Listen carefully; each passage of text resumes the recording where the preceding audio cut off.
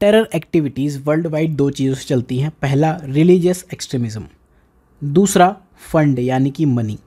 अब अगर टेररिज्म को कंट्रोल करना है तो आपको कंट्रोल करना पड़ेगा रिलीजियस एक्सट्रीमिज़म पे। जो एक्सट्रीमिस्ट व्यूज़ हैं, फंडामेंटलिस्ट व्यूज़ हैं कि मेरा ही रिलीजन सर्वश्रेष्ठ है, दूसरे रिलीजन होने ही नहीं चाहिए या वो बेकार है, इस आइडियोलॉजी को कंट्रोल करना पड़ेगा।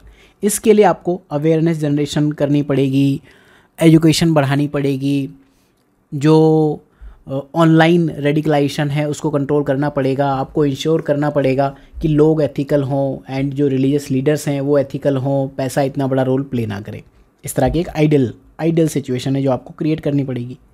दूसरी सिचुएशन जो प्रैक्टिकल है, फंडिंग कंट्रोल कर दो। फंडिंग कंट्रोल कर दी तो रिलीजियस एक्सट्रीमिज़म भी बंद होगा, पत्थरबाजी बंद होगी, आर्म्स ट्रेड बंद होगी, आर्म्स स्मगलिंग बंद होगी, नार्कोटिक्स की स्मगलिंग बंद होगी, स्लीपर सेल्स जो एक्टिव हैं वो धीरे धीरे डीएक्टिवेट अपने आप होने लगेंगे। अब लेकिन फंडिंग में आप देखोगे मेन तो कैश है। डीमोनेटाइजेशन के बाद से कैश फ्लो कम हुआ। अब जब कैश फ्लो कम होगा तो ऐसा तो है नहीं कि जो टेररिस्ट ऑर्गेनाइजेशंस हैं वहाँ पे बिल्कुल ही बेवकूफ़ लोग बैठे हैं। अच्छे खासे पढ़े लिखे लोग, इंजीनियर्स, डॉक्टर्स, बड़ी बड़ी डिग्री किए हुए लोग, एथिकल हैकर्स, हर तरह के लोग मिलेंगे लोग। तो ग्रेजुअली वो कैश से वर्चुअल एसेट्स पर मूव कर रहे हैं, कैश ट्रांजैक्शंस कम हो रही हैं। तो रिसेंटली यही न्यूज़ बनी थी कि FATF ने फाइनली ये रिकॉग्नाइज तो किया कि वर्चुअल एसेट्स में जो स्टैंडर्ड्स हैं उनको इन्फोर्स करने में डेफिशिएंसीज देखने को मिल रही हैं रिसेंटली। और FATF ने लास्ट ईयर एक रोड मैप बनाने की भी बात की थी वर्चुअल एसेट्स के इम्प्लीमेंटेशन पर। तो दोस्तों स्वागत है सिनॉप्सिस IAS में, मेरा नाम है कृष्णा। इस लेक्चर में हम यही बात करेंगे कि टेरर फाइनेंसिंग में वर्चुअल एसेट्स का क्या रोल है। एंड ये जो कोर्स है बेसिकली सिनॉप्सिस IAS के मेंस इन 300 टॉपिक्स इस प्रोग्राम का पार्ट है, जिसमें हम मेंस के लिए current affairs, important topics, contemporary topics, ये सब चीज़ें डिस्कस करते हैं। आप इनरोल कर सकते हो इस कोर्स में। ठीक है, आगे बढ़ते हैं, समझते हैं। बेसिकली पहले एक प्रैक्टिस क्वेश्चन देखते हैं। न्यूज़ वगैरह तो ठीक है आप देख लेना, बाकी इसमें ऐसा कुछ एक्सप्लेन करने वाले नहीं, रीडिंग मटेरियल ज़्यादा है। बाकी जो मुद्दा मामला क्या है वो मैं आपको एक्सप्लेन कर देता हूँ। सबसे पहले एक प्रैक्टिस क्वेश्चन, इस टॉपिक से क्वेश्चन क्या क्या बन सकते हैं। जो वर्चुअल एसेट्स हैं they have potential to be utilised for illicit activities including terror financing, ऐसी कुछ एक कोटेशन आपको दे दी जाएगी। डिस्कस द चैलेंजेस, पहला आपको चैलेंजेस बताने हैं। किसके चैलेंजेस? जो रेगुलेटरी अथॉरिटीज़ फेस करती है मॉनिटरिंग में। बहुत ही क्रिटिकल चीज़ पूछी है, ये ध्यान रखना। नॉर्मल चैलेंजेस नहीं बताने, आपको बताना है रेगुलेटरी अथॉरिटीज़ इनकी मॉनिटरिंग में और regulation of virtual asset transaction, इनमें क्या चैलेंजेस फेस करती हैं जिससे कि ऐसी एक्टिविटीज़ प्रिवेंट हो जाए। ये क्वेश्चन है, इसको इस लेक्चर के बाद अटेम्प्ट करने का ट्राई करना, आपको समझ आएगा। FATF के बारे में आपको बहुत ज़्यादा बताना नहीं है, टेरर फाइनेंसिंग से आप इसको इंट्रोड्यूस जरूर कर सकते हो। इट इन्वॉल्व्स गिविंग मनी या other forms of financial assistance to individual terrorist और टेररिस्ट ग्रुप्स जो कि किसी गवर्नमेंट से एफिलेटेड नहीं है। हालांकि स्टेट और नॉन स्टेट एक्टर्स आपको पिक्चर में आते हुए दिखेंगे। स्टेट एक्टर्स जहां गवर्नमेंट ही खुद किसी भी तरह की एक्टिविटी कर रही है, पॉजिटिव नेगेटिव दोनों तरह की एक्टिविटीज़ हो सकती है। And non state actor, positive sense में आप NGO की बात कर लो जो वेलफेयर के लिए काम कर रहे हैं, एंड नेगेटिव सेंस में टेररिस्ट ऑर्गेनाइजेशन की बात कर लो। ठीक है, वर्चुअल एसेट और वर्चुअल एसेट सर्विस प्रोवाइडर, ये तो आप समझते ही होंगे, मेंस में लिखने की नीड नहीं है। प्रीलिम्स में आप ये समझ सकते हो डिजिटल रिप्रेजेंटेशन है जो ट्रेड की जा सकती है, ट्रांसफ़र की जा सकती है और पेमेंट के लिए यूज़ की जा सकती है।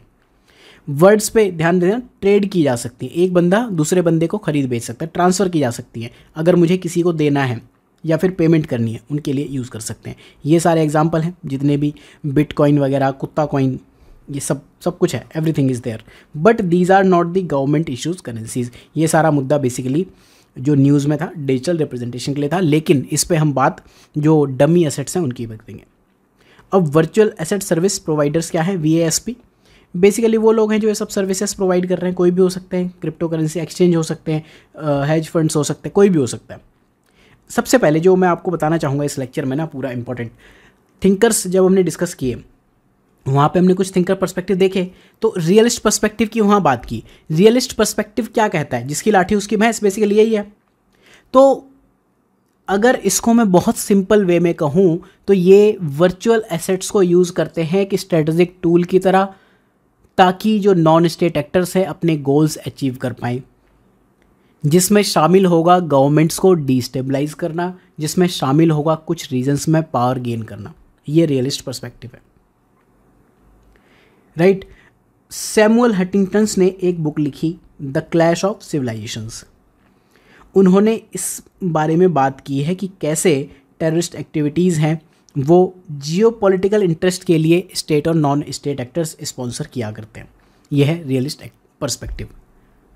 मार्क्सिस्ट पर्सपेक्टिव में जैसे स्पेशली नक्सलिज्म है, नक्सलिस्ट जो हैं वो टेररिज्म को या टेरर एक्टिविटीज़ को सही ठहराते हैं। वो ये कहते हैं ये सब चीज़ें हुई क्यों, क्लास स्ट्रगल की वजह से हुई, कैपिटल एक्सप्लॉइटेशन की, कैपिटलिस्ट लोगों के एक्सप्लॉइटेशन की वजह से हुई। क्लास स्ट्रगल क्या, कैपिटलिज्म में क्या था, मार्क्स क्या कहते हैं, दो लोग हैं, रिच एंड पुअर। इंडिया में क्या चलता है, कास्ट सिस्टम चलता है, 4 कास्ट हैं, ब्राह्मण, क्षत्रिय, 4 कास्ट आपको मिलेंगे। उसके अलावा भी जो सोशियो ऑप्शनल से लोग हैं वो कहेंगे कि इसमें अनटचेबल्स इन चारों में भी नहीं आते।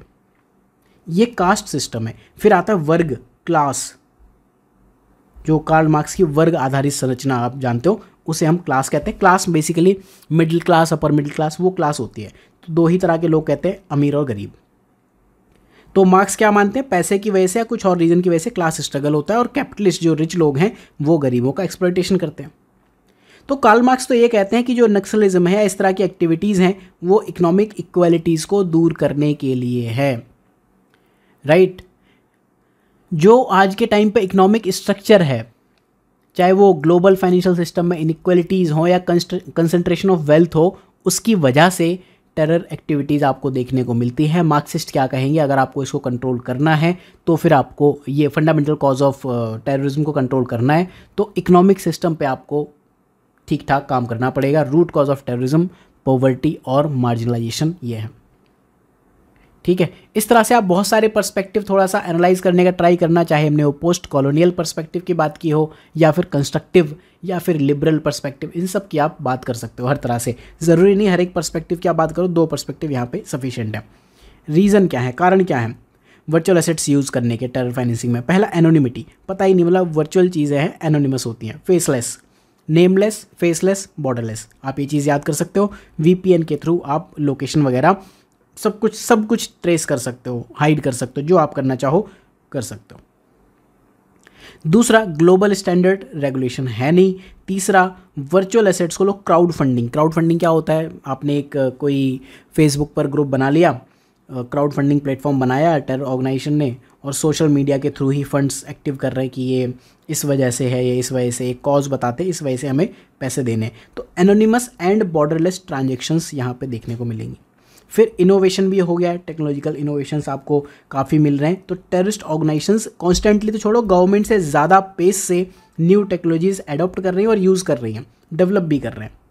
रिसेंटली एक न्यूज़ थी कि एक टेरर ऑर्गेनाइजेशन है, उसने फंडिंग की है किसी AI कंपनी को कि हमारे लिए AI बना के दो, आप समझो कि क्या चल रहा है दुनिया में, और ये तो बहुत पॉसिबल है। ग्लोबल रीच वर्चुअल एसेट्स की काफ़ी हाई होती है, लोअर कॉस्ट है एंड ईज़ ऑफ यूज़ है, आसानी से पकड़े नहीं जाएंगे। अब FATF के जो स्टैंडर्ड्स हैं वो वर्चुअल एसेट्स पे अप्लाई कैसे होंगे, 2 तरह से होंगे। एक, कुछ कंट्रीज़ की रिस्पॉन्सिबिलिटी बताई जाएंगी। दूसरा, जो वर्चुअल एसेट सर्विस प्रोवाइडर हैं, जो बेसिकली ये सर्विसेज दे रहे हैं, उनकी रिस्पॉन्सिबिलिटीज़ हैं। तो ये लोग जो वर्चुअल एसेट्स की ट्रेडिंग कर रहे हैं, सेलिंग और परचेजिंग ये सब कर रहे हैं, वो ये देखें कस्टमर्स की KYC हुई है, रिकॉर्ड्स बढ़िया हैं और सस्पिशियस ट्रांजेक्शन्स हैं, वो रिपोर्ट प्रॉपर्ली की जा रही कि नहीं, राइट। और अल्टीमेटली जो भी फाइनेंशियल इंस्टीट्यूशंस हैं उनकी तरह ही ये लोग काम करें, जैसे बैंकिंग सिस्टम काम करता है। कंट्रीज़ की रिस्पॉन्सिबिलिटी क्या है, कंट्रीज़ को आइडेंटिफाई करना पड़ेगा, ये देखना पड़ेगा कि मनी लॉन्ड्रिंग एक्टिविटीज़ कहाँ कहाँ चल रही हैं, टेरर फाइनेंसिंग रिस्क कहाँ कहाँ हो सकते हैं, उस चीज़ को आइडेंटिफाई करना पड़ेगा, असेसमेंट करना पड़ेगा, रेगुलेट करना पड़ेगा, और फाइनली लाइसेंसिंग या रजिस्ट्रेशन के थ्रू इस सब चीज़ों को रोकना पड़ेगा। तो FATF दोनों की रिस्पॉन्सिबिलिटीज़ डिफाइन करता है।